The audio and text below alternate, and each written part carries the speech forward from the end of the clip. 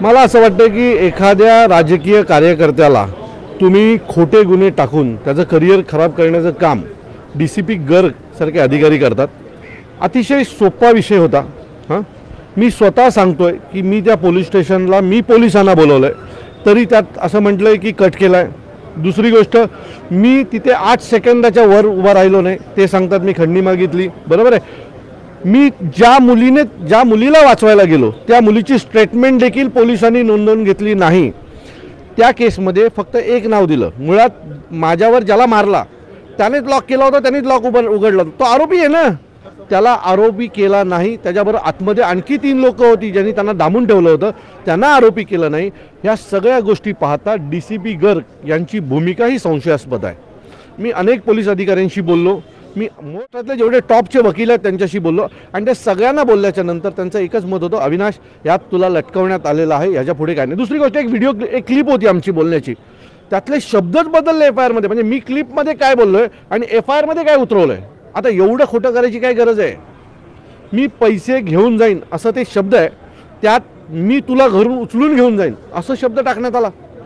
So ह्या ज्या सगळ्या गोष्टी होत्या त्या गोष्टी चुकीच्या होत्या, आणि मला असं वाटतं की तुम्ही तुमच्याकडे असलेल्या अधिकारांचा गैरवापर केला नाही पाहिजे। तुम्ही कंप्लेंट करून जाता, आम्हाला पुढची 10 वर्ष भोगावं लागतं। जी काय मागची 2 दिवस माझी टीव्हीवर बदनामी झाली, तिला जबाबदार कोण?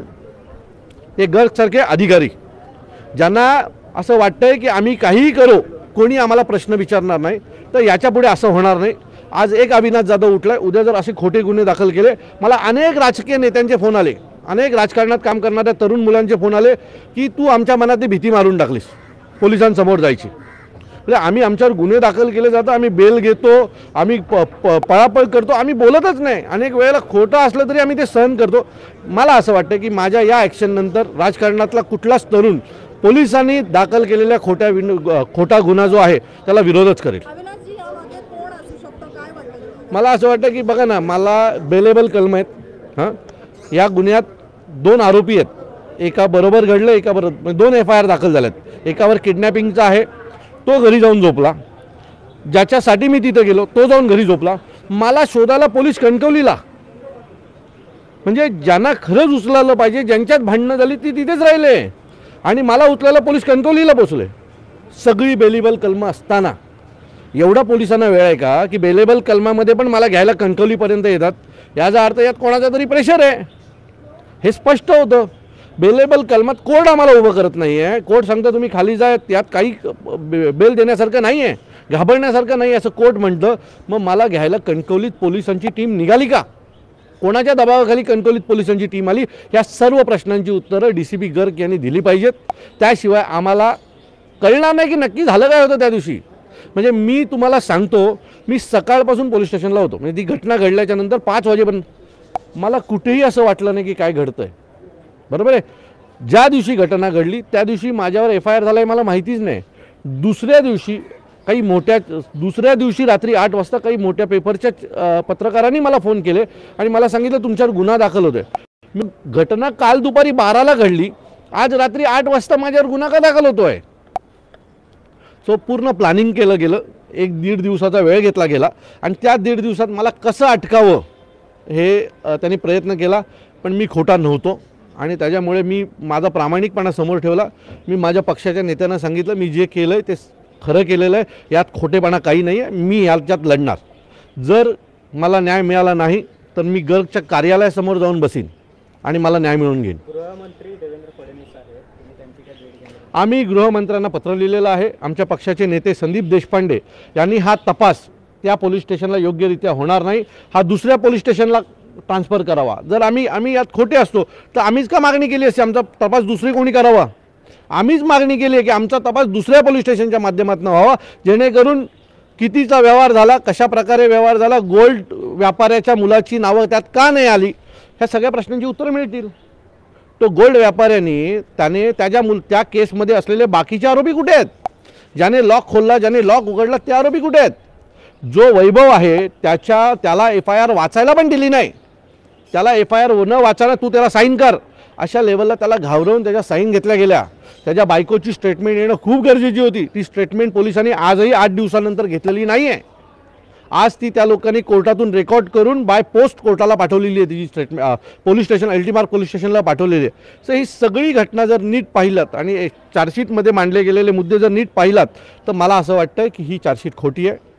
आम्ही तिथे गेलो होतो का? हो आम्ही गेलो होतो. आम्ही तिथे काही भांडणं केलीत का? तर हो केलं, कारण आतून एक मुलगी ओरडत होती आणि तिला वाचवणं हा माझा कर्तव्य मी मानतो आणि त्याच्यासाठी जर माझ्यावर गुन्हा दाखल होणार असेल तर तो करा. परंतु खंडणीसारखा खोटा गुन्हा माझ्यावर जर दाखल केलात तर मला वाटतं ते योग्य नाही. तुम्ही राजकारणातनं कोणाला उठवण्याचा अधिकार तुम्हाला नाही. जर तुम्ही आमच्या पाठी लागलात तर आम्ही पण तुमच्या पाठी लागू. सोबत कोणाची चौकशी आणखी झाली पाहिजे? तुमचा थेट आरोप कोणावर? माझा डिसिप्लिनवर आहे, कारण ती जी मुलगी आहे तिला 12 वाजता 12-1च्या दरम्यान पोलीस स्टेशनला नेलं. रात्री 8:30 वाजता एका सामाजिक महिला कार्यकर्त्यांनी पोलिसांना फोन करून विचारलं, अहो तुम्ही त्या मुलीला रात्री 7 नंतर मुलीला पोलीस स्टेशनला ठेवू शकत नाही. 8:30 वाजले तरी तर तुम्ही त्या मुलीला पोलीस स्टेशनला का बसवून ठेवलं आहे? दुसरी गोष्ट, तिला डिटेन केल्यासारखं महिला कॉन्स्टेबलच्या रूममध्ये बसवून ठेवण्यात आलं आणि एवढ्या दरम्यान तिची कुठली स्टेटमेंट घेण्यात आली नाही. DCP त्या गोल्ड व्यापाऱ्याला घेऊन त्यांच्या केबिनमध्ये बसले, पण त्या मुलीशी बाबा तुझ्याबरोबर काय घडलं हे विचारण्याचं DCPनी कर्तव्य देखील बजावलं नाही. खरं तर पहिलं सगळ्यात जर त्यांनी कोणाला बोलवायला पाहिजे होतं तर त्या मुलीला बोलवायला पाहिजे होतं. आणि काय घटना घडली, का तुला डांबून ठेवलं? आम्ही पोलिसांना का बोलवलं होतं? आम्ही पोलिसांना बोलवलं ना. तर पोलिसांना आम्ही का बोलवलं होतं? का तर त्या मुलीला डांबून ठेवलंय. त्या मुलीची चौकशीच नाही. प्रकरण लगेच बदललं गेलं, कारण तो गोल्ड व्यापारी होता. त्या गोल्ड व्यापारीच्याच बाजूने चौकशी सुरू झाली. ही खरी चौकशी ज्या मुलीनी 100ला कॉल केला होता त्या मुलीची चौकशी झाली पाहिजे होती. DCPनी तिला बोलून काय प्रकरण हे विचारलं पाहिजे होतं. या 8 तासात DCPनी त्या मुलीला भेटण्याचं देखील धाडस दाखवलं नाही. त्या मुलीची चौकशी पण केली नाही. पण त्या व्यापाऱ्याला 4 वेळा घेऊन बसले. त्याचे CCTV फुटेज आहेत. मी बाहेर बसलो होतो. दर 15-20 मिनिटांनी त्याला आत बोलवलं जायचं, त्याच्याशी बोललं जायचं, त्याला बाहेर पाठवलं जायचं. नंतर आम्हाला वाटलं साला आम्ही फोन करून चुकी केली की काय.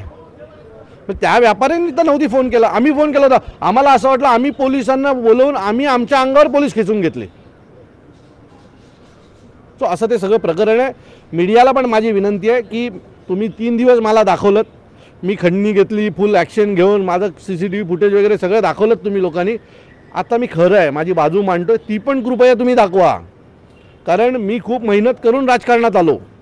मी माझ्यावर केसेस घेतल्या, जेल कापलं, आंदोलनं केली, उपोषणं केली आणि ह्यानंतर इथपर्यंत पोचलो. त्या गर्गला काय, तो ACत बसून असतो. मी रस्त्यावर रोज दिवसभर लोकांसाठी कामं करतो. आत्तापर्यंत मी 3000 मुलींची लग्न केली. 400 मुलींनी शाळेत जावं म्हणून त्यांना सायकली दिल्या. 350च्या वरती म्हाताऱ्या माणसांचे मोतीबिंदूंचे ऑपरेशन केले. एका पोरीचे पाय तुटले. तिचा अख्खा खर्च मी माझ्या बायकोचे दागिने घाण ठेवून केलं. माझ्या करिअरची वाट लावायची का त्याला, त्या व्यापाऱ्यासाठी? अहो तुम्हाला थोडेसे मिळाले, माझं अख्खं आयुष्य बर्बाद होईल. सो मी गर्ग यांच्या सगळ्या प्रकरणाची पूर्ण चौकशी होईपर्यंत मी शांत बसणार नाही. एवढं